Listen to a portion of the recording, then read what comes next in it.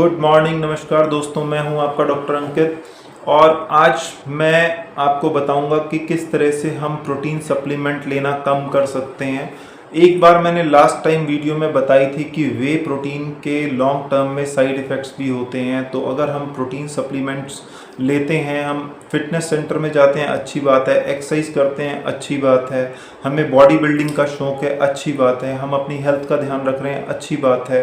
Normally हमें protein की requirement पूरी करनी है। अगर हम सपोज़ 50 किलो के हैं तो हमें 50 ग्राम प्रोटीन की रिक्वायरमेंट है, तो हमें किसी तरह से उसे पूरा करना है। अगर हमें कोई एडिशनल डिजीज़ नहीं है, अगर हम नॉर्मल हैं, क्योंकि अगर हमें बीमारी है, किडनी की प्रॉब्लम है, तो प्रोटीन रिक्वायरमेंट उसमें कम होती है, प्रोटीन कम लेना होता है, प्रोटीन रिस्ट्रिक्शन करनी होती है।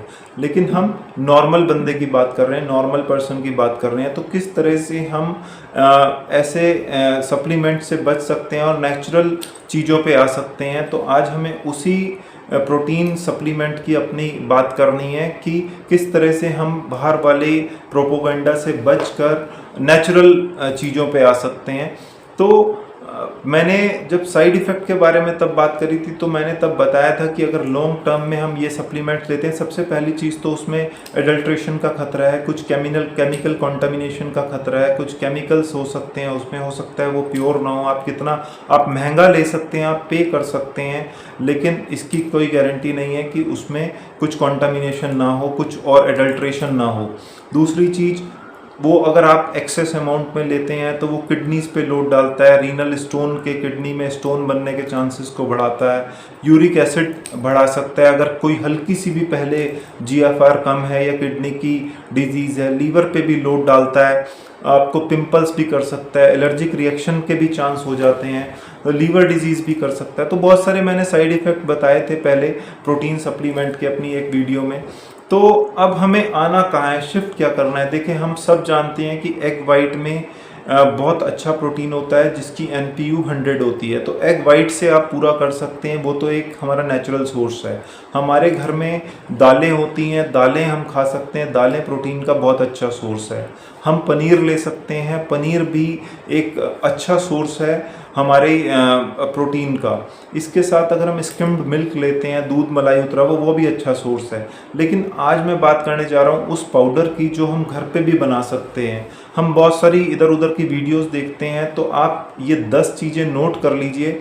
लेकिन इसमें से अगर आपको किसी भी चीज़ से हो सकता है, किसी पर्सन टू पर्सन किसी को इसमें से एक चीज़ से एलर्जी हो, तो वो चीज़ ना यूज़ करें।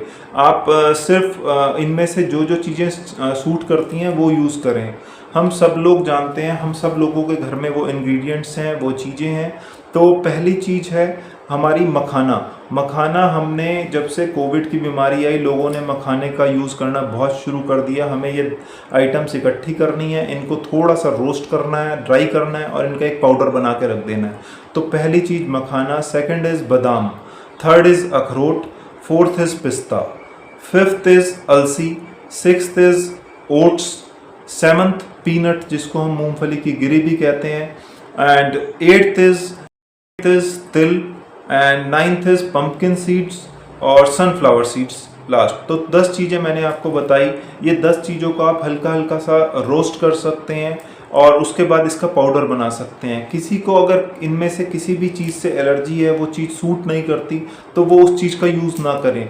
तो ये पाउडर एक बहुत अच्छा प्रोटीन सप्लीमेंट का काम करता है, आपका प्रोटीन पूरे करेगा और साथ में और भी essential vitamin, minerals, amino acids आपके न्यूट्रिशन को कंप्लीट करेगा। क्योंकि हमारे फ्रूट्स, ड्राई फ्रूट्स जो होते हैं और नट्स होते हैं, इनमें बहुत सारे अच्छी चीज़ें होती हैं, बहुत सारा इनका कंपोजिशन में बहुत अच्छा न्यूट्रिशन होता है। तो अच्छी क्वालिटी के आप जब ये ड्राई फ्रूट और नट्स सब लेंगे, सीड्स लेंगे, तो फाइबर भी देगा और एसेंशियल एमिनो एसिड्स भी देगा, प्रोटीन तो देगा ही देगा।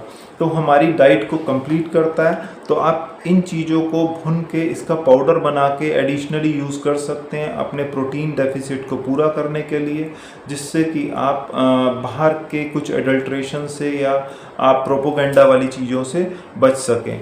तो इसी तरह की अच्छी वीडियो के साथ फिर से मिलेंगे बहुत जल्दी। तब तक के लिए आप अपना ध्यान रखिएगा। Take care, bye bye.